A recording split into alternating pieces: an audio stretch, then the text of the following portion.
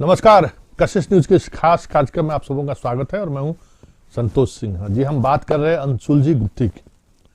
और जरा TV screen पर जो चेहरे दिख रहे हैं आपको, जरा उस चेहरे को गौर से देखिए। इस राज्य में कुछ बड़ी ऐसी घटनाएं घटी हैं जिसको लेकर बड़ा बबेला मचा है, लेकिन रिजल्ट उसका सिफर रहा है। शुरुआत हम बॉबी हत्याकांड से करते हैं। इस प्रदेश में सबसे पहला राजनीतिक मर्डर अगर आप कह सकते हैं तो वो बॉबी हत्याकांड का है। कुणाल उस समय पटना के एसएसपी हुआ करते थे। बड़ा बवेला मचा था। कांग्रेस के कई बड़े नेता उस हत्याकांड के घेरे में थे। मामला सीबीआई को गया और सीबीआई हत्या हुई या नहीं हुई, क्या हुआ नहीं हुआ, सब कुछ ठंडे बस्ते में डाल दिया गया। फिर बात करिए गौतम शिल्पी। जी हां, शिल्पी की तस्वीर आप देख रहे हैं। वो लालू यादव का एरा था। उस दौर में ये घटनाएं घटी थी और इस मामले में भी सीबीआई जांच हुई। रिजल्ट सिफर। आज तक सीबीआई ये तय नहीं कर पाई कि ये मामला हत्या का है या आत्महत्या का है।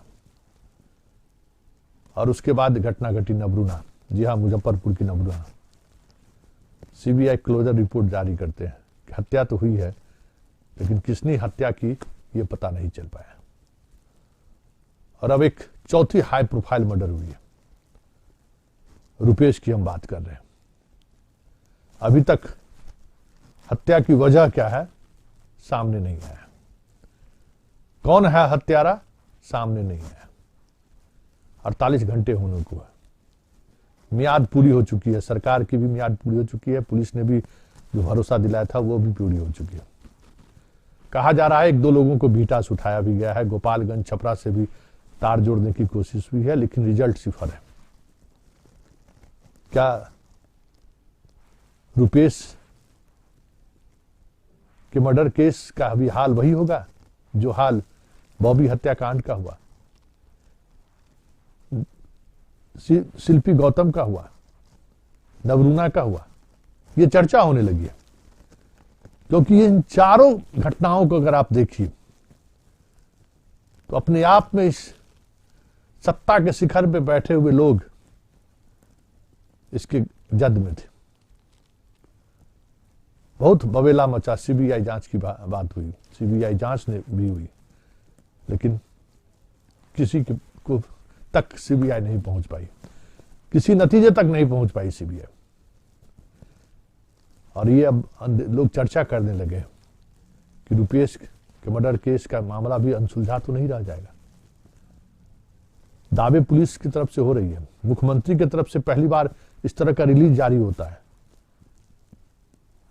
कि डीजीपी से हमारी बात हुई है और इस मामले में कठोर से कठोर कार्रवाई होनी चाहिए, चाहे अपराधी कितना भी बड़ा क्यों ना हो। कानून का राज,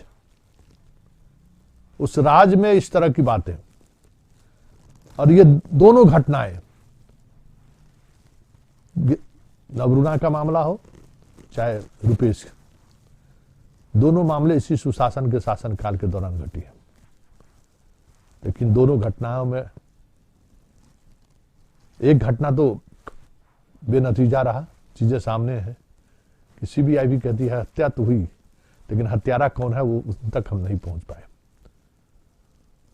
गुत्थी नहीं सुलझी उसकी। और नवरूना मामले में भी हाई प्रोफाइल लोग शामिल थे। ये साफ नहीं सर्वविदित है, लेकिन उन तक सीबीआई का पहुंचना नामुमकिन तो नहीं था, लेकिन सीबीआई ने साहस नहीं दिखाई। और चारों को, इस हत्याकांड को अगर आप गौर से देखेंगे तो इस हत्याकांड में खास बात है। कुछ एक तरह का एंगल आपको नजर में आएगा। शिल्पी गौतम में भी, बॉबी में भी, नवरूना में भी। और हम लोगों का जो अपना एक नेटवर्क है, जिस नेटवर्क के सहारे हम अपराध जगत से जुड़े हुए लोगों से जो हमारी बातचीत होती है, पुलिस डिपार्टमेंट के लोगों से जो बातचीत होती है, उसके आधार पर हम कह सकते हैं कि रुपेश की हत्या के पीछे भी वही कड़ी है जो नवरूना के पीछे है, जो बॉबी हत्याकांड के पीछे रहा है। जो शिल्पी गौतम के पीछे रहे। मतलब ये चारों मर्डर सत्ता पोषित ऐसे संगठन के द्वारा किया गया है जिस पर पुलिस हाथ डालने की साहस अभी तक जुटा नहीं पाई है। ऐसा नहीं है कि ये दोनों एक घटनाएं कांग्रेस के राज के समय की वो घटनाएं 80 के दशक की घटनाएं। बड़ी चर्चा हुई थी बॉबी हत्याकांड में। बिहार विधानसभा सचिवालय में इनकी मां काम करती थी और इनके डेड बॉडी को बाहर निकाला गया था। एसएसपी उस वक्त के कुणाल थे और उनका तबादला रातों रात कर दिया गया था। गौतम शिल्पी के मामले में बड़ी बवाल हुआ था, लालू यादव का एरा था और उस मामले में आरोप उनके साले पर लगा था। मीडिया ट्रायल भी जमकर चला था, लेकिन रिजल्ट सिफर रहा। नबरूना के साथ भी यही स्थिति रही। तो क्या है ये गुत्थी जिसको सुलझाने से अभी तक पुलिस बचती आ रही है? क्यों पुलिस के हाथ बंध जाते हैं जब ऐसे लोगों पर शक का सूझ जाता है जो रसूख वाले होते हैं, जिन पर राजनीतिक बर्दाश्त प्राप्त होता है? तो क्या ये आजादी के 72-73 साल बाद भी हमारा सिस्टम इतना कमजोर है? कहीं भी संवैधानिक तौर पर अगर हम बात करें तो वोट से चुनी हुई सरकार को संविधान भी सबसे सर्वोत्तम दर्जा नहीं दिया है। डेमोक्रेसी के 4 पिलर हैं, उस पिलर में एक चुने हुए प्रतिनिधि के द्वारा गठित सरकार भी है, लेकिन वो सबसे बड़ा पावरफुल है। वो सारे सिस्टम को इस तरीके से नचाता है जैसे लगता है कि कठपुतली हो। क्यों पुलिस हाथ पर हाथ धरे हुए हैं? इन सब चीजों को हम समझेंगे और इन अनसुलझी गुत्थियों के सहारे हम रुपेश के हत्यारा तक भी पहुंचने की कोशिश करेंगे।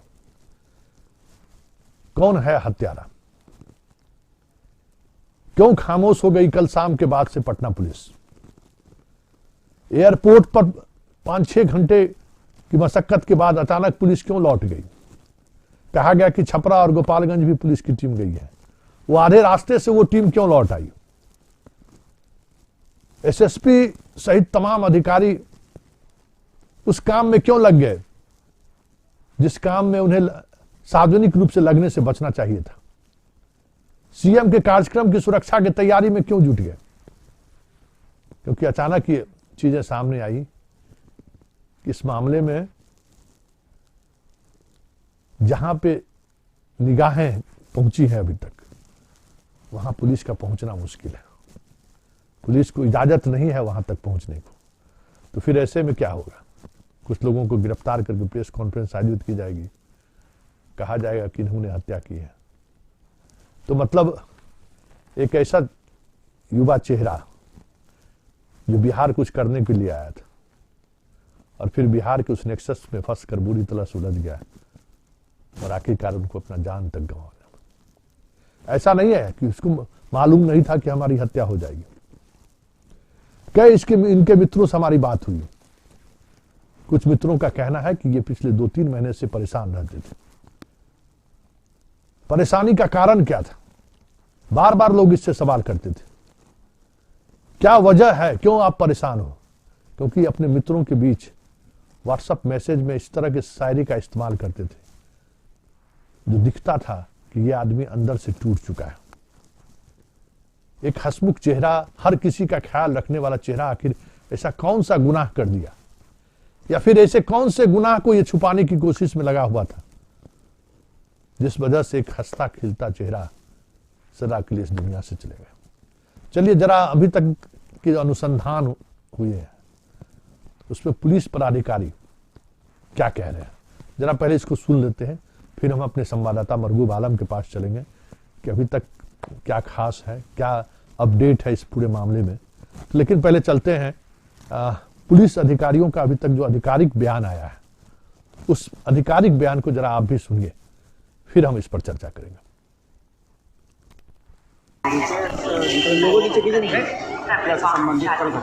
भाई माइक थोड़ा आगे पीछे करके दीजिए। और हम लोगों ने पोस्टमार्टम करवाया है। पोस्टमार्टम रिपोर्ट और साथ ही हत्या की जितनी पहलुओं हैं सारी पहलुओं पे हम लोग गहराई से छानबीन कर रहे हैं। इसी लिस्ट में जो है अब तक क्या कुछ निकल के आई हैं, चीजें कुछ निकल के आई हैं कि किन वजहों से? बहुत सारी बातें हैं जो शेयर नहीं कर पाएंगे अभी, लेकिन हम लोग जो क्लू मिला है हम लोग सीसीटीवी कैमरा का फुटेज सर इधर सर सेंटर कर रहे हैं काम, क्योंकि इन्वेस्टिगेशन से रिलेटेड बातें हैं और उस पर काम निश्चित रूप से कुछ है हम लोग के पास खुद आगे काम। जी हाँ, मतलब इस पूरे घटनाक्रम में सचिवालय डीएसपी का ये बयान था। कुछ महत्वपूर्ण लीड मिले हैं, लेकिन वो लीड शाम होते होते कार्रवाई बंद हो गई। उस लीड पर आगे नहीं बढ़ा गया। क्या ऐसा लीड मिला जिस लीड ने पटना पुलिस के हाथ पांव को फुला दिया? वो कार्रवाई करने से बचने लगा। छपरा और गोपालगंज जो टीम गई थी आधे रास्ते से लौटा ली गई। क्या वजह रहा? चलिए हम सीधे चलते हैं मरगूब आलम के पास, जो हमारे संवाददाता इस वक्त एयरपोर्ट पे मौजूद है। मरगूब, क्या अपडेट है, क्या कहेंगे इस पूरी वारदात को लेकर?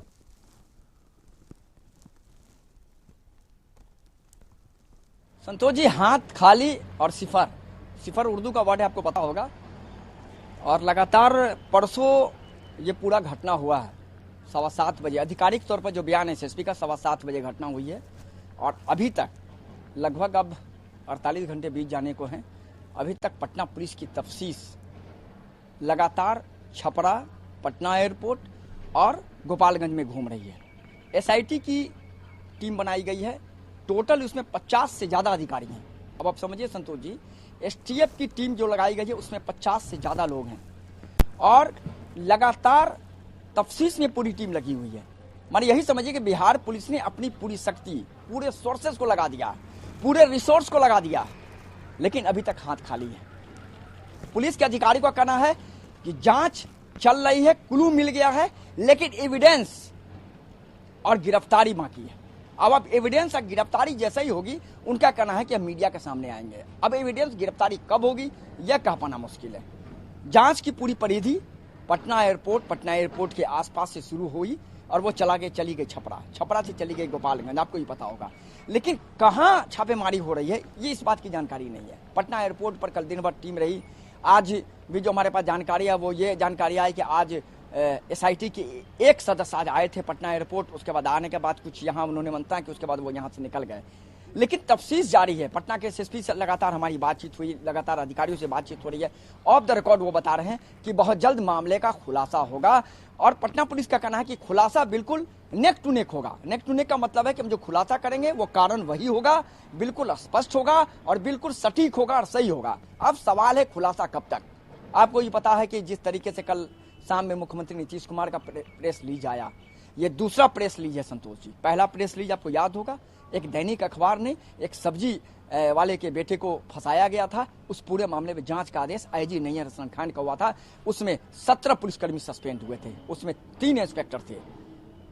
और ये दूसरा प्रेस लीज है जिसमें क्राइम की खबर में मुख्यमंत्री को प्रेस लीज जारी करके पूरे मामले की जानकारी देनी पड़ी, लोगों को, प्रेस को देनी पड़ी और डीजीपी से जो बात किया या डीजीपी को जो उन्होंने निर्देश दिया था उसकी जानकारी देनी पड़ी। सवाल समझिए कितना गंभीर मामला है। पूरे सोर्स, पूरा रिसोर्स लगा हुआ 48 घंटा से बिहार पुलिस का। मैं पटना पुलिस अब नहीं कर रहा हूँ, बिहार पुलिस, एसआईटी लगी हुई है, एसटीएफ लगी हुई है, स्पेशल ब्रांच के लोग लगे हुए हैं, जो इनका अपना लोकल इंटेलिजेंस है उनको लगाया गया है। लेकिन अभी तक पुलिस का कहना है कि अभी तक हम लोग ब्रेक थ्रू नहीं कर पाए हैं। बहुत नजदीक हैं लेकिन केस को ब्रेक थ्रू नहीं कर पाए, लेकिन ब्रेक थ्रू कर देंगे, बहुत जल्द करेंगे। कभी वो कर रहे हैं शाम तक करेंगे, कल रात तक भी बात आई थी कि ब्रेक थ्रू हो जाएगा, आपको भी जानकारी थी, शाम तक आई जानकारी आएगा। लेकिन अब कहा जा रहा है कि आज शाम के बाद किसी भी समय केस ब्रेक थ्रू हो जाएगा। सवाल सीधा है कि आखिर कारण क्या है, किस तरीके से है। एफएसएल की टीम की रिपोर्ट उन्हें मिल गई है, मुंगरिया रिवाल्वर से उन्हें मारा गया है, यह भी बात स्पष्ट हो गई है।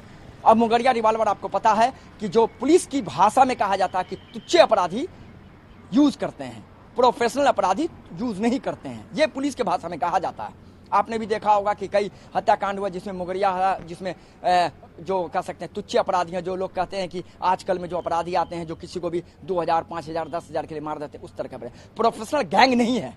ये अभी तक की जांच में है। लेकिन सवाल है गिरफ्तारी कब तक, सवाल है कारण क्या है, सवाल है कि आखिर ब्रेक थ्रू कब तक हो पाएगा। 48 घंटे का समय है, देखना पड़ेगा शाम 7 बजे के बाद आखिर पटना पुलिस क्या कहती है। पटना पुलिस का कोई भी अधिकारी आज कुछ नहीं बोल पा रहा है, ऑफ द रिकॉर्ड हमारी भी बातचीत नहीं हो पा रही है। सवाल सीधा है कि आखिर पटना पुलिस के तफ्तीश में क्या क्या निकला।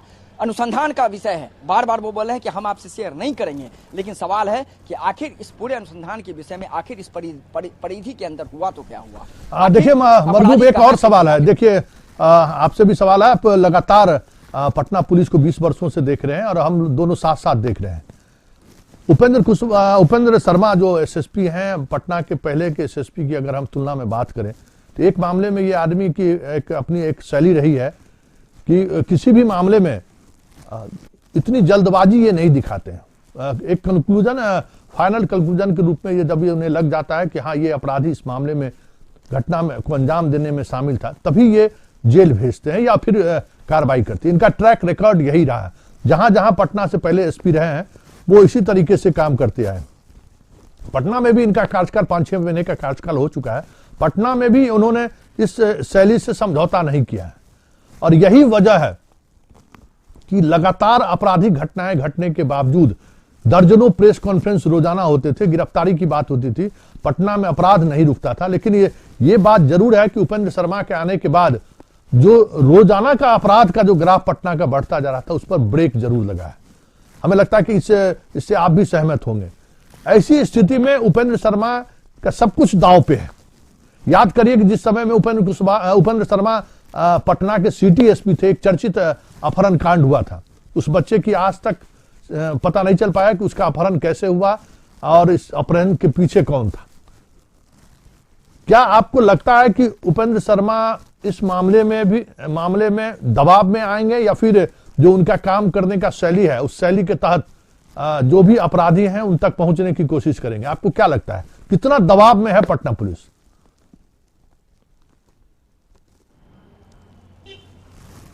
बिल्कुल संतोष जी, आपने सही कहा। मैं आपको बताऊं कि आपको याद होगा कि अनीसाबाद में बैंक लूट कांड हुआ था। उपेंद्र शर्मा पहुंचे थे वहां और शायद पहली बार मैंने उस आदमी को देखा था कि वो आदमी बहुत टेंस में थे। और आज से 5-6 दिन पहले हमारी उनसे बातचीत हुई।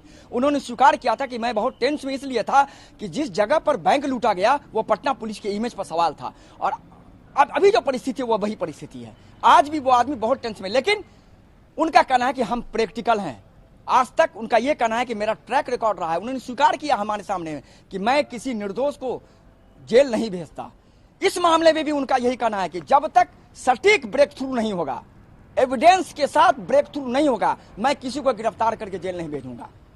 48 घंटे 50 घंटे का कोई मतलब नहीं उनके सामने। उन्होंने स्पष्ट कहा ऑफ द रिकॉर्ड कि हमारी तफ्तीश चल रही है। वो दबाव में जो देखिए जो उपेंद्र शर्मा का रिकॉर्ड है मैं जान रहा हूं, वो इस केस में भी वो उस तरह से दबाव में नहीं आएंगे कि निश्चित तौर पर कि एक आदमी अगर शामिल है तो 3 आदमी या 4 आदमी खड़ा हो जाए, कहें कि इन लोग शामिल थे, इनको जेल भेज दिया जाए। उनका इस तरह का उनका मेंटेलिटी नहीं है, इस तरह का उनका रिकॉर्ड नहीं है। आपको पता होगा अभी कोटक महिंद्रा बैंक में उतना बड़ा कह सकते हैं घपला हुआ, उसमें एक व्यक्ति की गिरफ्तारी हुई एविडेंस के साथ, वो कोटक महिंद्रा बैंक के मैनेजर हैं। बाकी किसी की गिरफ्तारी नहीं हुई। क्यों? उनका कहना है कि किसी के खिलाफ सबूत नहीं मिले हैं। इनके साथ और जो लोग हैं उनकी गिरफ्तारी के लिए छापेमारी चल रही है। इस केस में भी उनका कहना है कि सटीक एविडेंस और पूरे फोरेंसिक एविडेंस के साथ वो आएंगे। उन्होंने हमसे ऑफ द रिकॉर्ड कहा है कि साइंटिफिक और फोरेंसिक एविडेंस के साथ हम प्रेस कॉन्फ्रेंस करेंगे और तब प्रेस को बताएंगे कि कौन लोग थे, क्या मंशा थी, कौन कौन मास्टरमाइंड है और किस तरीके के लोग हैं। तो वो पूरे फोरेंसिक और साइंटिफिक कह सकते हैं कारण लेकर के प्रेस कॉन्फ्रेंस में आएंगे। और आपने बिल्कुल सही कहा, इससे पहले जमुई, औरंगाबाद, आप देख ले मोतिहारी, आज तक इस तरह की कोई शिकायत नहीं मिली कि मतलब कि लगातार अपराधियों को या अपराधी गिरफ्तार करके गए। उन्होंने कहा कि फर्जी चला गया, कोई आदमी अरब में था और उनको डकैती कांड में दिखा करके जेल भेजा। आज तक उनके खिलाफ एक शिकायत शायद आपके पास भी नहीं आई होगी, ना हम लोगों के पास पटना में ही। लेकिन सवाल है कि आखिर ब्रेक थ्रू कब तक, फिर वही सवाल है। लेकिन ऑफ द रिकॉर्ड इनका कहना है कि बहुत जल्द होगा। फॉरेंसिक और साइंटिफिक पूरी सबूत के साथ हम प्रेस कॉन्फ्रेंस करेंगे और पूरे मामले में जो भी लोग शामिल होंगे उनकी गिरफ्तारी होगी। संतोष मरगूब, कल अंतिम संस्कार में मंगल पांडे गए थे, मंत्री, बिहार के स्वास्थ्य मंत्री। आज पूर्व डिप्टी सीएम सुशील मोदी जा रहे हैं, पहुंच गए हैं वहां पे। सरकार में रहते हुए सरकार के लोग भी अब जा रहे हैं। कल डिप्टी सीएम का भी बयान आया था कि हम मर्माहत हैं स्वाभाविक तौर पे। और सीएम के रिलीज के बाद पटना पुलिस दबाव में जरूर होगा। ये दबाव और जो रिकॉर्ड आप बात कर रहे हैं कि मुंगेरिया पिस्टल का इस्तेमाल अमूमन टुच्चे अपराधी करते हैं, ये सही बात है। 8-10 हजार रुपये में इस तरह के पिस्टल आराम से मुंगेर निर्मित पिस्टल मिल जाते हैं, लेकिन वो भरोसेमंद नहीं होता है। जो प्रोफेशनल किलर होता है या अपराधी होते हैं, मुंगेरिया पिस्टल रखने से परहेज करते हैं, जो प्रोफेशनल बड़े क्रिमिनल है। तो ये तय है कि ये एक ऐसा क्रिमिनल है जिसका इस्तेमाल किया गया है इस क्राइम में, जो सिर्फ पैसे के लिए हत्या करता है, उसका और कोई मकसद नहीं है। जो एविडेंस अभी तक मिले हैं, जिस तरीके से रुपेश पर गोली चलाई गई है, पूरी तौर पे ये दिख रहा है कि उसका मकसद सिर्फ और सिर्फ हत्या करना था। और हत्या में जिन 2 व्यक्ति के बारे में जो चीजें सामने आई हैं, लगातार मरगूब आप भी उस घटनाक्रम से जुड़े हुए हैं, तो ये अब माना जाए कि ये जो सुपारी किलर हैं वो सिर्फ पैसे लेकर हत्या को अंजाम दिए हैं, ये लगभग चीजें स्पष्ट हो चुकी है।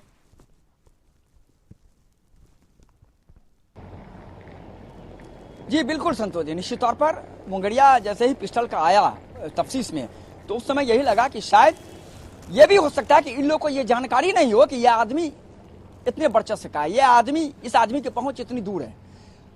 चूंकि उस जिस तरीके से हत्या की गई है, वो अंग्रेजी का वर्ड है ब्रूचुअल, बिल्कुल वो मनसा थी कि मार देना है एनी हाउ, किसी भी हालत में। चूंकि जिस तरीके से ताबड़तोड़ फायरिंग की गई है, गोलियां लगी हैं, 6 गोलियां लगी हैं और पारस हॉस्पिटल में उनकी मौत हो गई, तो बिल्कुल मनसा वही थी। अब मनसा वही थी तो उस मनसा के पीछे का राजा कौन है, किंग कौन है, आखिर कौन लोग शामिल हैं, मास्टरमाइंड कौन है।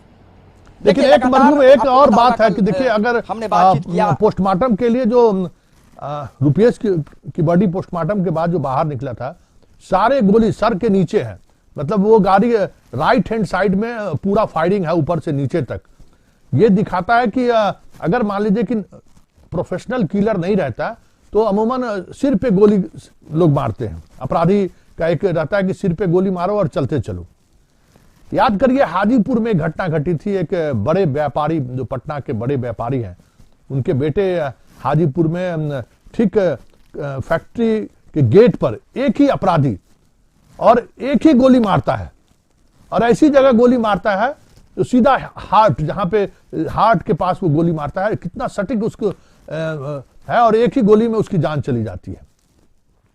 ठीक उसी तरीके से इन पर 5-6 गोलियां जरूर चलाई गई, 5 गोली इनको लगा भी है, लेकिन एक भी गोली ऐसे जगह पर नहीं लगा है जो एक अनट्रेंड आदमी गोली चला रहा हो कि यार सामने हम मारना है तो पूरा बैरल हम खाली कर दे, पूरा अपना कह सकते हैं कि मैगजीन खाली कर दे। वो मैगजीन खाली भी किया है तो एकदम टू द पॉइंट, चेहरे से नीचे, चेहरा ठीक उसी तरीके से है, चेहरे पर एक भी गोली नहीं है। ऊपर मतलब जो भी है गर्दन से नीचे गोली चलाया है, जो पोस्टमार्टम रिपोर्ट है, और वो भी दाहिनी तरफ, जिस तरफ से वो ड्राइव कर रहे थे, मतलब लिवर भी इसी तरीके है, हार्ट भी इसी तरीके से है। मतलब उसका टारगेट निश्चित तौर पर यह था कि ज्यादा हमें गोली भी ना चलाना पड़े और सटीक जगह पर हम गोली चलाएं जिससे उसकी तुरंत मौत भी हो जाए। तो ये जो काम करने का तरीका है अपराधियों का, आप कई क्राइम को देखें यहाँ, क्या लगता है कि ये जो इस तरह के अपराधी हैं, क्योंकि हाजीपुर वाले मसले में भी उसकी गिरफ्तारी नहीं हो सकी कि वो शूटर कौन था। शूटर को गिरफ्तार करना बड़ा मुश्किल होता है जब तक पूरी तौर पर शिनाख्त नहीं हो जाए, लेकिन पटना में कई इस तरह के मर्डर आए दिन होते रहते हैं। क्या लगता है आपको कि ये किस तरीके का गैंग यहाँ पे ऑपरेट होता है जो पैसे लेकर इस तरह घटना को अंजाम देते हैं?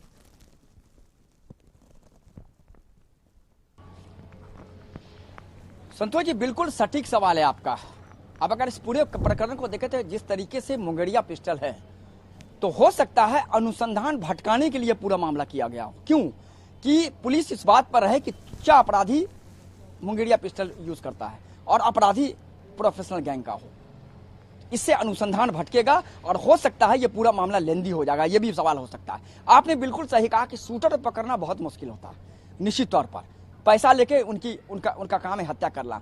लेकिन अब सवाल यह है कि जिस तरीके से पूरा घटनाक्रम हुआ, एक ही तरफ, ठीक कहा आपने, एक ही तरफ सारी गोलियां लगी हुई है, तो आखिर एक ही तरफ जो सारी गोलियां लगी हुई, आखिर ये सवाल है, मुंगेरिया पिस्टल है, अपराधी क्या प्रोफेशनल गैंग के हैं? किसने हायर किया? अपराधी अगर प्रोफेशनल गैंग के हैं तो मोगरिया पिस्टल से उन्होंने हत्या कैसे? इसका मतलब है उन्होंने अपराध की संस्कृति को बदल दिया है। इसका मतलब है कि पुलिस को वो धोखा देना चाहते हैं। इसका मतलब है अनुसंधान को भटकाने के लिए उन्होंने मोगरिया पिस्टल का यूज किया है। सवाल बहुत सीधा है और यही बात आपने बिल्कुल सही कहा, जो हाजीपुर में हुआ था वो भी वही हुआ था, आज तक उसमें गिरफ्तारी नहीं हुई। लेकिन बहुत महत्वपूर्ण है कि रुपेश हत्याकांड का आखिर क्या होगा, आखिर पुलिस की तफ्तीश क्या होगी। लेकिन देखिए संतोष जी, फिर मैं कह रहा हूं, पुलिस के लगातार अधिकारी यह दावा कर रहे हैं, डीजीपी से लेकर एडीजी तक। कल आप एडीजी का आपने बाइट सुना कि हम जल्द खुलासा करेंगे, एविडेंस के साथ खुलासा करेंगे, फोरेंसिक और साइंटिफिक एविडेंस के साथ हम आएंगे प्रेस के सामने। इंतजार थोड़ा करना जरूर होगा, लेकिन सवाल वही है कि आखिर कौन से लोग शामिल हैं, क्या? लेकिन एक सवाल और आखिरी सवाल मरगूबा, आप घटना स्थल पे सबसे पहले पहुंचे थे, आप गाड़ी के दोनों लाइट जल रहा था, जो राइट टर्न लेके गाड़ी अपार्टमेंट के अंदर उसको जाना था वो इंडिकेटर भी जल रहा था। लेकिन पिस्टल एक ऐसा हथियार है जिस हथियार के इस्तेमाल के अगर 2-3 गोली भी लग जाए तो वो व्यक्ति आराम से गाड़ी लेके भाग सकता है। पिस्टल में ये ऐसा नहीं है कि पिस्टल की गोली से आप, और वो भी सर के नीचे से अगर ये फायरिंग हो रही है तो उसको वक्त मिल सकता है भागने का, गाड़ी और वो अगर ड्राइविंग सीट पर लगता है। लेकिन गाड़ी जिस पोजीशन में खड़ी हुई है, इंडिकेटर जल रहा है, क्या आप जब वो घटना स्थल पर पहुंचे तो आपको लगा क्या कि कहीं न कहीं अपराधी अगर हाथ देके भी रोका, या अपराधी कोई ऐसा व्यक्ति रहा हो, या अपराधी के साथ कोई ऐसा व्यक्ति साथ में था जिसको देखने के बाद वो गाड़ी क्योंकि गाड़ी देखिए गाड़ी रुकी हुई अवस्था में है और गाड़ी गियर में भी नहीं है, ये भी आप समझने की बात सोचिए कि गाड़ी गियर में भी नहीं है, गाड़ी रुकी हुई अवस्था में सीधा स्ट्रेट खड़ी हुई है, गाड़ी राइट टर्न लेने को है, क्योंकि अमूमन जब राइट टर्न गाड़ी गियर में रहती, फर्स्ट गियर में ही सही। ये एक बड़ी बात है। आप वहां पे पहुंचे थे तो क्या गाड़ी की क्या स्थिति थी, और बाकी पुलिस जो अनुसंधान में लगी हुई है पुलिस, उनका क्या कहना है इस मसले को लेकर?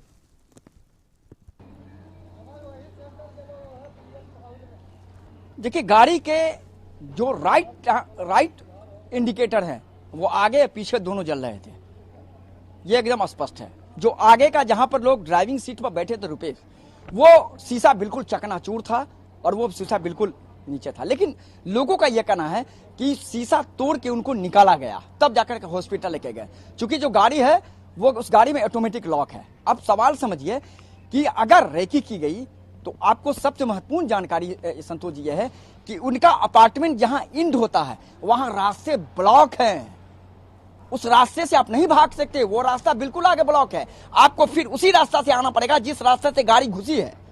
तो अगर अपराधी को यह बात पता था तो यह हौसले की बात है। आप समझिए, उतने डेंस पॉपुलेशन में, जहां रुपेश के साथ साथ रुपेश के आगे घर है, रुपेश के ठीक बगल में 3-3 अपार्टमेंट है, ठीक उसके आगे कह सकते हैं कॉलोनी का अपार्टमेंट है, घर है, और तब अपराधी अगर वहां उनका इंतजार कर रहे थे, और तब तो समझे इसका मतलब है पूरी रेकी करके हत्या की गई है। सवाल तीसरा है कि हौसले देखिए, उसको पता था कि यहाँ क्या कहते हैं दीवार बंद है, हम नहीं भाग सकते, हमको इधर से रिटर्न भागना पड़ेगा।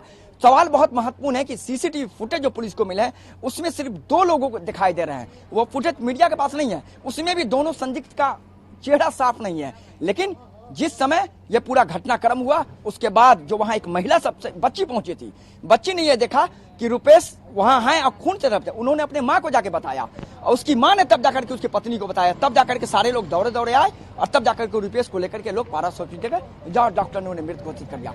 तो इंडिकेटर लगातार जल रहा था। वो इंडिकेटर बंद कब हुआ?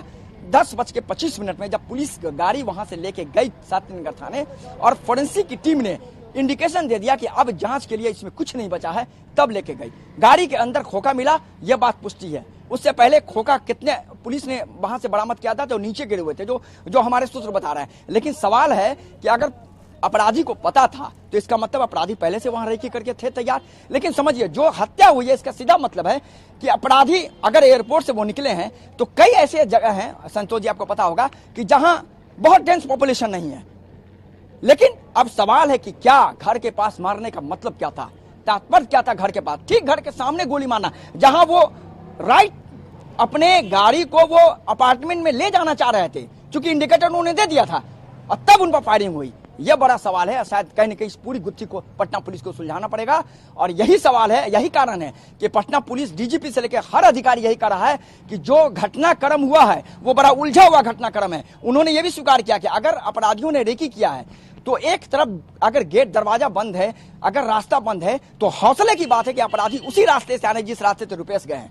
फायरिंग हुई, लोगों ने सुना, लेकिन अब लोगों का कहना है कि हमने समझा कि पटाखा फूट रहा है, लेकिन जब तक लोग निकले तब तक वो भाग चुके थे और किसी ने कुछ नहीं देखा। लोगों से हमारी बातचीत हुई, अपार्टमेंट और गली का कोई व्यक्ति किसी व्यक्ति को मार के जाते नहीं देखा, लेकिन सवाल था कि लोगों ने सुना कि 5 से 6 पटाखे की आवाज आई। बाद में पता चला वो वही फायरिंग था जो रुपेश पर की गई थी। अब सवाल सीधा है, इंतजार थोड़ा करना पड़ेगा संतोष जी, एविडेंस। चलिए, बहुत बहुत धन्यवाद। जिन चीजों को हम समझना चाहते थे, दर्शकों को भी समझने की जरूरत है कि देखिए, ये अपराध भी एक साइंस है और इसी साइंस के सहारे जिसे अपराधी घटना को अंजाम देते हैं, जिस साइंस के सहारे पुलिस उसी साइंस के सहारे उस अपराध को ब्रेक भी करता है। ये एक बड़ी बात है कि देखिए, कोई व्यक्ति एयरपोर्ट से चलता है अपनी गाड़ी को खुद चलाते हुए और अपने अपार्टमेंट की तरफ वो मुड़ रहा है, राइट इंडिकेटर भी उसका जल रहा है। इसका मतलब ये है कि वो अपार्टमेंट के अंदर जाने की कोशिश कर रहा है, गाड़ी गियर में है। देखिए, हम बार बार कहते हैं कि पिस्टल एक ऐसा आर्म्स है जिस आर्म्स से गोली चलने के बाद 5-6 लगातार गोली चलने के बावजूद भी ये इतना वक्त जरूर देता है कि वो व्यक्ति तेजी से बाहर भाग निकले। और गाड़ी उनका स्टार्ट है, गियर में गाड़ी है, वो आराम से अपार्टमेंट के अंदर, या फिर गाड़ी का बैलेंस गड़बड़ा सकता था। एक्सीलेटर पर पैर पड़ना स्वाभाविक था कि जैसे ही गोली चली, क्योंकि हर सेकंड चीजें बदलती रहती हैं, गोली का जो एक स्पीड है, तो उसी स्पीड से उनके एक्सीलेटर पर भी पैर पड़ना चाहिए था, लेकिन वो सारी चीजें नहीं हुई है। वो जो शीशा भी जो तोड़ने की बात आ रही है, जो गोली से नहीं टूटा है, बाद में तोड़ा गया है उनको निकालने के लिए। जो भी गोली चलाई गई है, ठीक उसके जो गाड़ी का जो शीशा के नीचे का जो कवर है उस पे गोली मारी गई है। कितना प्रोफेशनल किलर रहा है, ये चीजों को हम इस पूरे मसले के सहारे समझने की हम कोशिश कर रहे थे और आपको भी जरा इस साइंस को समझिए, इसलिए हम इतनी विस्तृत चर्चा कर रहे थे कि आखिर हत्यारा किस तरीके की प्लानिंग करके आए थे कि उसके ठीक अपार्टमेंट, उनका लास्ट में अपार्टमेंट है और उसके बाद जाने का रास्ता बंद है, पूरी तैयारी के साथ आए थे। लेकिन ये एक बड़ा सवाल है, क्या कोई ऐसा व्यक्ति उनके अपार्टमेंट के सामने खड़ा था जिसे रुपेश पहचानता है और उसको देखकर वो रुक गया? पटना पुलिस को हमें लगता है कि इन बिंदु पर भी जांच करने की जरूरत है। हमारे पास भी कई तरह की इंफॉर्मेशन आते रहते हैं, उसमें एक महत्वपूर्ण इंफॉर्मेशन है कि रुपेश की गाड़ी रुकी है किसी को देखने के बाद, और जब गाड़ी रुकी है और उसके बाद ही ये घटनाएं घटी है। गाड़ी उनका न्यूट्रल में था, अमूमन न्यूट्रल में गाड़ी रहता नहीं है, जबकि वो अपार्टमेंट की तरफ दाहिने घुसने वाले थे। तो ये एक महत्वपूर्ण साक्ष्य है, जिस साक्ष्य के सहारे शूटर के अलावा कोई न कोई एक ऐसा व्यक्ति जरूर वहां मौजूद था जिसे रुपेश जानता था, जिसको देखकर गाड़ी उन्होंने न्यूट्रल किया था। चलिए, अब एक छोटा सा हम ब्रेक लेते हैं और ब्रेक के बाद हम जरा इस मामले की अनसुलझी गुत्थी को समझने के लिए राजनीति किस कदर हो रहा है, निशाने पर नीतीश है, क्यों निशाने पर है, इस पर भी हम चर्चा करेंगे। लेकिन पहले एक छोटा सा ब्रेक ले लेते हैं।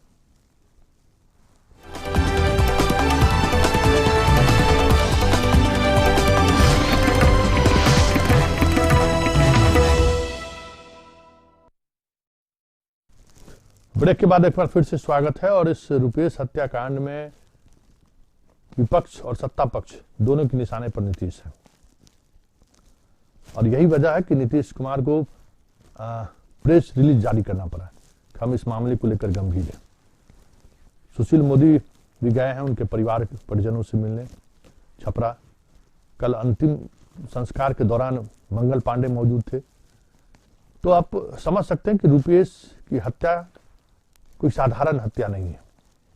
सरकार भी समझती है कि इस हत्या का इम्पैक्ट बिहार के राजनीति पर भी पड़ सकता है और 2020 के विधानसभा चुनाव में या 19 के विधानसभा चुनाव में ये चीजें देखने को भी मिला है कि आप जंगल राज के सहारे बिहार में आप सत्ता तो पा लिए, लेकिन एक बड़ा वर्ग ऐसा है जो आपके सुशासन और कानून के राज पर भरोसा नहीं कर रहे हैं। फर्स्ट फेज और सेकेंड फेज में कमोबेश यही देखने को मिला, और तीसरे फेज के इलेक्शन में बस सिर्फ एक ही नारा था कि अगर युवराज आते हैं तो इस प्रदेश में जंगल राज आ जाएगा। युवराज नहीं आए, युवराज को लोगों ने रोक दिया, लेकिन जिस जंगल राज का भय दिखाया गया था, जब से ये नई सरकार बनी है लगातार इस तरह की घटनाएं घट रही हैं।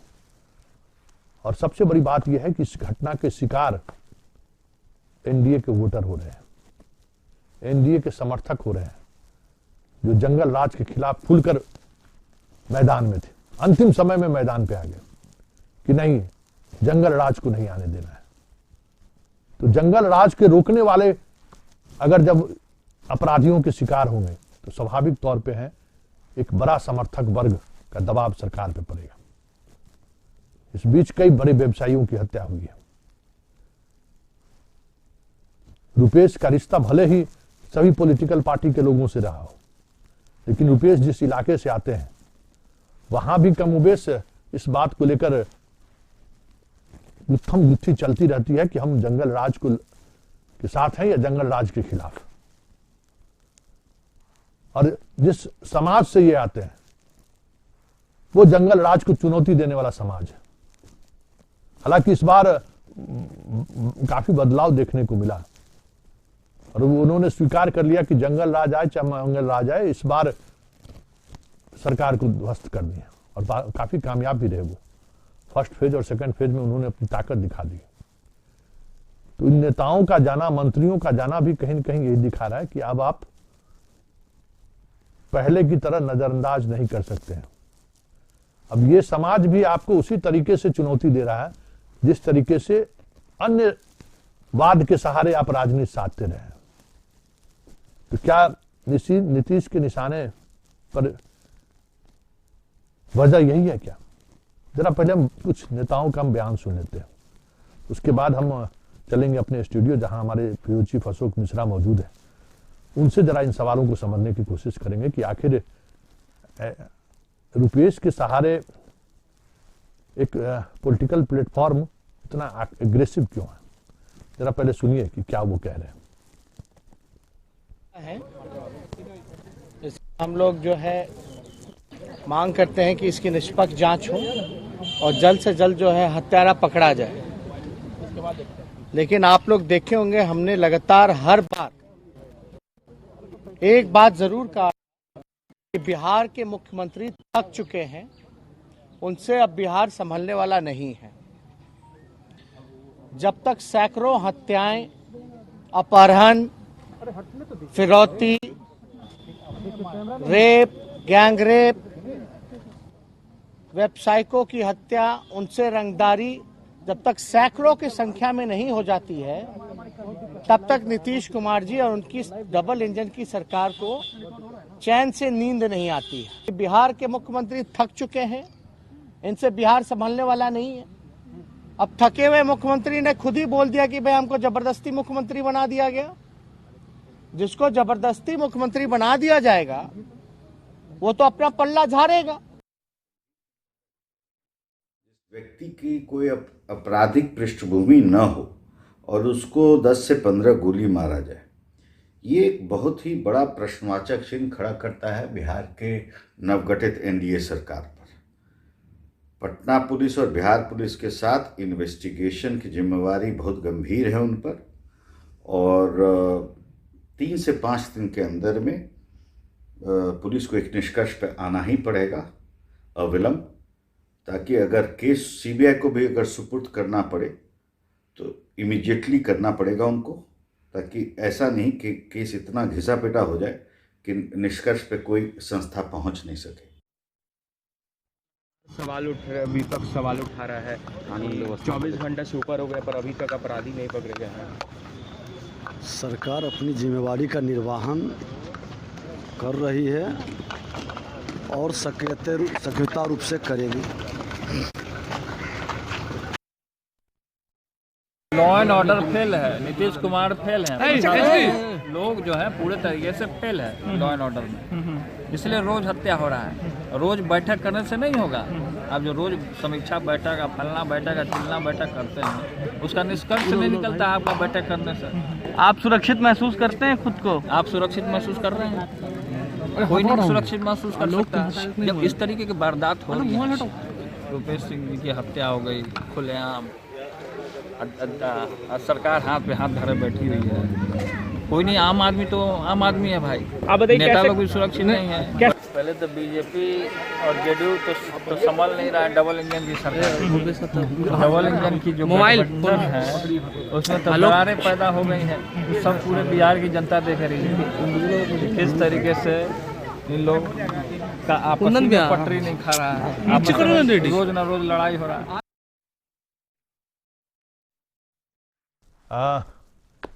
केंद्रीय राज्य मंत्री का भी बयान आया है, नित्यानंद राय का। सरकार गंभीर है। उपेंद्र कुशवाहा कह रहे हैं कि सुशासन रहा का, वो बस 2005 से 10 का वो काल सुशासन का काल था। अब तो ये काल जंगल राज से भी बेहतर काल है। मतलब हर कोई के अपने अपने तरीके से निशाने पर नीतीश को ले रहे हैं। चलिए अब हम सीधे चलते हैं अपने न्यूज रूम में, हम अपने ब्यूरो चीफ अशोक मिश्रा के पास। अशोक मिश्रा जी, क्या आपको लगता है कि जिस तरीके से सुशील मोदी भी गए हैं, कल मंगल पांडे उनके अंतिम संस्कार में शामिल थे, जो उनके फेसबुक प्रोफाइल पर जो तस्वीरें हैं या उनके रिश्ते को लेकर जो चर्चाएं होती हैं, कहा यह जा रहा है कि सत्ता के गलियारे में वो काफी पकड़ रखने वाले व्यक्ति थे। पिछले विधानसभा चुनाव में भी 4-5 ऐसे उम्मीदवार हैं जो उनके सहारे हर पॉलिटिकल पार्टी में, मतलब किसी एक पॉलिटिकल पार्टी से ही उनका रिश्ता नहीं था, हर पॉलिटिकल पार्टी के नेताओं से उनका बेहतर रिश्ता था और उसका वो इस्तेमाल टिकट दिलाने में भी पहली बार या पहले भी हो सकता है कि उन्होंने किया हो, लेकिन इस बार 4-5 ऐसे लोग हैं जिनको टिकट दिलाने में उन्होंने काफी मदद की है। कई टेंडर, बड़े बड़े टेंडर भी वो मैनेज करने, जो बाहर के लोग आते थे तो एक कड़ी के रूप में रुपेश का लोग इस्तेमाल करते थे। कई विभाग के सीनियर अधिकारी से उनका व्यक्तिगत नहीं, किचन तक का संबंध था। नीतीश खुद दबाव में है। पहली बार किसी हत्या को लेकर इस तरीके का उन्होंने रिलीज उनके सचिवालय से जारी किया गया है। वो दिखाता है कि वो खुद कितने दबाव में है। क्या लगता है, निशाने पर नीतीश हैं या फिर इस मामले के का खुलासा हो, इसको लेकर विपक्ष या फिर सत्ता पक्ष एकजुट है? ये रुपेश का हत्या कोई साधारण हत्या नहीं है और ये हाई प्रोफाइल मामला है। यही वजह है कि मुख्यमंत्री नीतीश कुमार को कहना पड़ा कि इस मामले की मॉनिटरिंग हम खुद कर रहे हैं, लेकिन इस हत्या के 48 घंटे से ज़्यादा बीत चुके हैं। अभी तक भी पुलिस अंधेरे में हाथ पांव मार रही है और पुलिस हत्यारों के पास नहीं पहुंच चुकी है, या यूं कह लीजिए कि हत्यारों की गर्दन पर पुलिस के हाथ नहीं पहुंचे हैं। लेकिन इन सब के बावजूद यह कह लीजिए कि सरकार चैन में नहीं है, सरकार की नींद गायब है। और आप जानते हैं कि नीतीश कुमार के साथ सुशील मोदी का क्या संबंध रहा है, तो ऐसी परिस्थिति में सुशील कुमार मोदी का आज छपरा जाना, जबकि कल मंगल पांडे वहां से होकर के आए ही हैं, निश्चित रूप से यह संकेत दे रहा है कि सरकार काफ़ी गंभीर है और सरकार किसी भी मामले में चुप बैठने वाली नहीं है। लेकिन इन सब के बावजूद जो केंद्र सरकार के रहनुमा हैं वो भी अब नीतीश को निशाने पर लेने लगे हैं।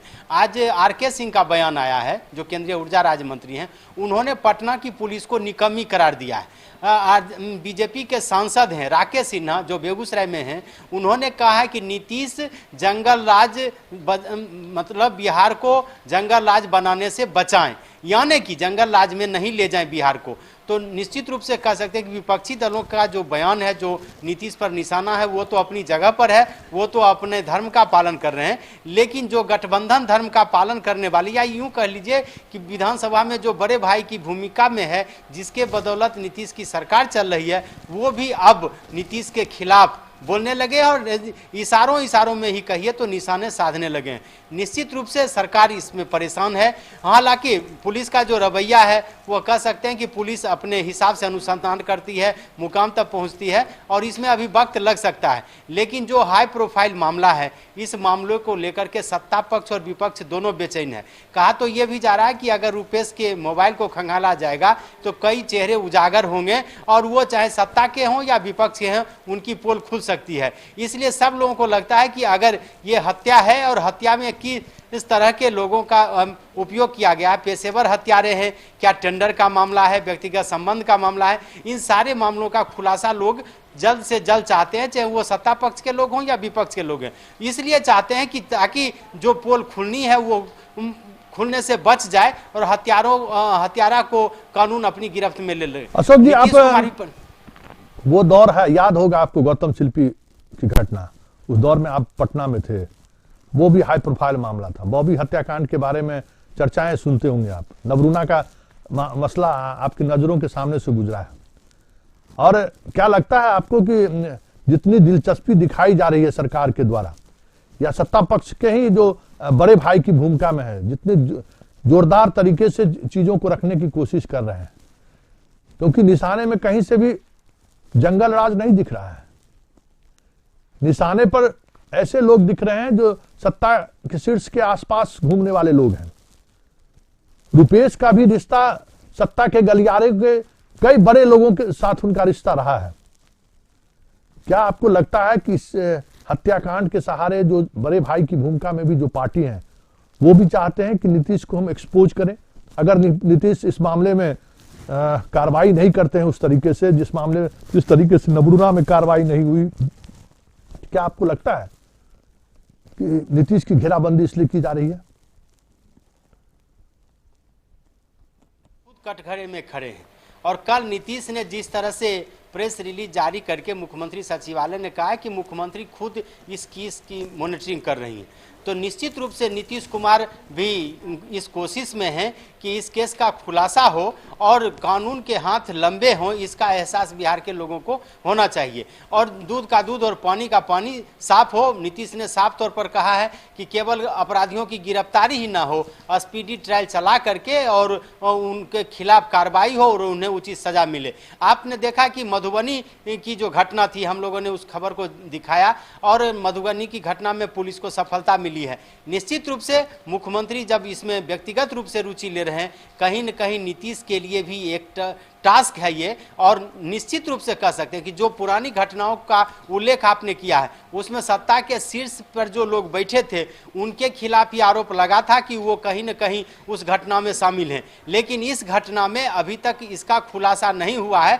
कि यह सत्ता संरक्षित अपराध है, सत्ता समर्थकों ने हत्या की है या फिर व्यक्तिगत कुछ मामला है। तो निश्चित रूप से कानून का हम लोगों को भी इंतजार करना चाहिए, पुलिस जो इन्वेस्टिगेशन कर रही है उसका इंतजार करना चाहिए, लेकिन निशाने पर नीतीश इसलिए है, हम बार बार बोल रहे हैं कि 15 वर्षों से वो लगातार गृह मंत्री के भी की चार्ज में हैं, गृह मंत्री की कमान भी वो संभाले हुए हैं, इसलिए लॉ एंड ऑर्डर का मामला नीतीश से व्यक्तिगत रूप से जुड़ा हुआ है और यही वजह है कि विपक्ष तो अपनी जगह पर अपने गठबंधन धर्म का पालन करा है, आज सत्ता पक्ष के भी निशाने पर भी हैं और वो सत्ता जिसने नीतीश को इस बार अनुदान के रूप में दिया है, निश्चित रूप से वह बिहार के लोगों को मैसेज देना चाहती है बीजेपी और उसके बड़े नेता कि नीतीश के पाप के हम भागीदार नहीं हैं, अगर अपराध नहीं रुकता है तो हम बोलने से परहेज नहीं करेंगे, हम उचित कार्रवाई भी कर सकते हैं। वैसी परिस्थिति में अभी इंतजार करना है कि सियासत कहां तक जाती है, लेकिन फिलहाल आप कह सकते हैं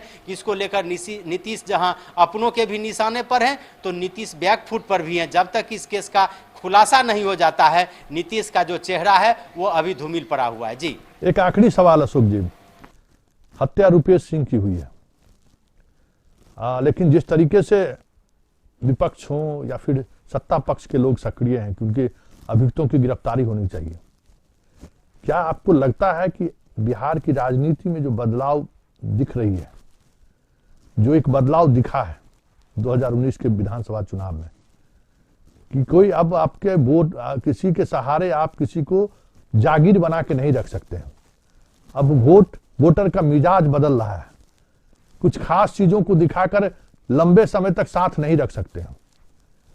तो ये जो बदलाव है, मंगल पांडे का जाना, सुशील मोदी का जाना, नित्यानंद राय का फ्रंट पे आना, आर.के. सिंह का ये बयान आना, राकेश सिन्हा का ये बयान आना, आर.के. सिन्हा का बयान आना, विजय सिन्हा का बयान आना, क्या ये दिखा रहा है कि बिहार की राजनीति में जो 89 से पहले की जो राजनीति थी और इस बीच में मंडल के बाद की जो राजनीति चली है, वो अब राजनीति समानांतर प्लेटफॉर्म पर चलने की दिशा में बढ़ गई है कि इनका भी महत्व उतना ही है, इनको हम नजरअंदाज नहीं कर सकते हैं। देखिए, आपको याद होगा कि पिछले वर्ष ही गोपालगंज में एक घटना घटी थी और एक व्यक्ति की हत्या हुई थी।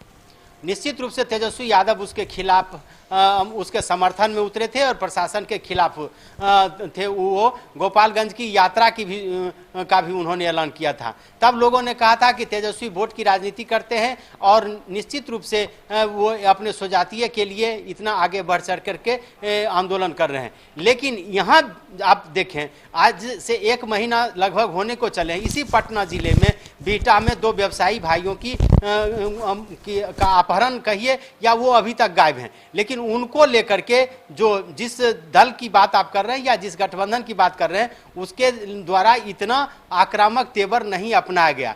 लेकिन रुपेश की हत्या के बाद निश्चित रूप से कह सकते हैं कि बीजेपी ने जिस तरह से अपना आक्रामक रुख अख्तियार किया है, वह अपने मतदाताओं को, अपने समर्थकों को यह संदेश देना चाहती है कि अपने समर्थकों को बचाने के लिए वो किसी हद तक आगे जा सकती है। और यही वजह है कि बीजेपी के नेता काफी तल्ख हैं, जदयू बैकफुट पर है, नीतीश कुमार बैकफुट पर है। हालांकि इस केस का जब रहस्योद्घाटन होगा, तब सब मामला जब साफ होगा, तो ऐसी परिस्थिति में कह सकते हैं कि नीतीश कुमार फिर एक बार अपनी छवि को बचा करके ले पाने में सफल होंगे। लेकिन फिलहाल जरूर यह कह सकते हैं कि नीतीश कुमार बैकफुट पर है और अपनों के भी निशाने पर है। यानी नीतीश को इस केस के मामले में उनका साथ देने के लिए कोई अभी तैयार नहीं है। जी चलिए, बहुत बहुत धन्यवाद। और इस खास बुलेटिन को हम यहीं समाप्त करते हैं। लेकिन चलते चलते चीजों को समझिए, बिहार की राजनीतिक मिजाज कैसे बदल रही है। वो भी दौर था और ये भी दौर है। बीजेपी अगर आगे बढ़ के रुपेश की न्याय की बात कर रहे हैं कि रुपेश के हत्यारे की गिरफ्तारी होनी चाहिए, तो राजद भी उसी तरीके से आगे बढ़कर नीतीश पर हमला कर रहे हैं कि कहां है सुशासन, कहां है कानून का राज। यही सियासत है। और जब सियासत में चीजें इसी तरीके से बदलती हैं, कोई क्रांति नहीं होता है। धीरे धीरे समाज जिस दिशा में बढ़ती चलती है, राजनीति भी उसी दिशा में चलता रहता है। और ये आप कह सकते हैं कि 1989 से पहले का बिहार और 1990 के बाद का बिहार और 2000 के बिहार में एक बड़ा फर्क दिख रहा है कि अब हर एक चीजों की कीमत सरकार को चुकानी पड़ेगी। हर एक इस तरह के मसले पर सरकार को जवाब देनी पड़ेगी जिन्हें वो पहले ये मानते थे कि ये तो मेरा जागीर ही है। चलिए, इस खास बुलेटिन को यहीं समाप्त करते हैं। फिर किसी नए मुद्दों के साथ हमारी मुलाकात होगी। फिलहाल हमें इजाजत दीजिए। नमस्कार।